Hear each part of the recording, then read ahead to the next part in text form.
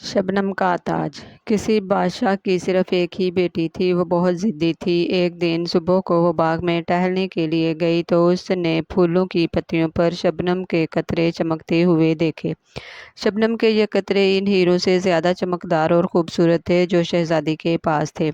شہزادی سیدھی محل میں واپس آئی اور بادشاہ سے کہنے لگی، مجھے شبنم کا ایک تاج بنوا دیجیے۔ جب تک مجھے تاج نہیں ملے گا میں نہ کچھ کھاؤں گی نہ پیوں گی۔ یہ کہہ کر شہزادی نے اپنا کمرہ بند کر لیا اور چادر اوڑھ کر پلنگ پر لیٹ گئی۔ بادشاہ جانتا تھا کہ شبنم کے قطروں سے تاج نہیں بنایا جا سکتا، پھر بھی اس نے شہزادی کی ضد پوری کرنے کے لیے شہر کے تمام سناروں کو بلاوا بھیجا اور ان سے کہا کہ 3 دن کے اندر اندر شبنم کے قطروں کا تاج بنا کر پیش کرو ورنہ تمہیں سخت سزا دی جائے گی۔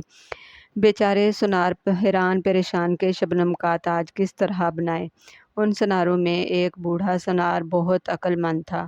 سوچتے سوچتے اس کے دماغ میں ایک ترکیب آئی۔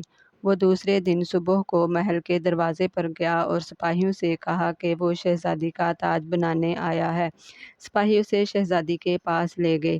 بوڑھے سنار نے شہزادی کو جھک کر سلام کیا اور بولا، حضور میں آپ کا تاج بنانے کے لیے آیا ہوں، لیکن میری ایک چھوٹی سی درخواست ہے، کہو کیا کہنا چاہتے ہو؟ شہزادی نے کہا۔ سنار بولا، آپ باغ میں چل کر مجھے شبنم کے وہ قطرے دے دیجیے جن کا آپ تاج بنوانا چاہتی ہیں۔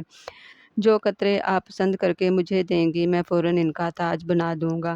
شہزادی سنار کے ساتھ باغ میں گئی۔ پھولوں اور پتیوں پر شبنم کے قطرے جگمگا رہے تھے، لیکن شہزادی نے جس قطرے کو بھی چھوا وہ اس کی انگلیوں پر پانی کی طرح بہہ گیا۔ تب شہزادی نے غصیانی ہو کر بوڑھے سنار سے معافی مانگی اور عہد کیا کہ اب وہ کبھی ضد نہیں کرے گی۔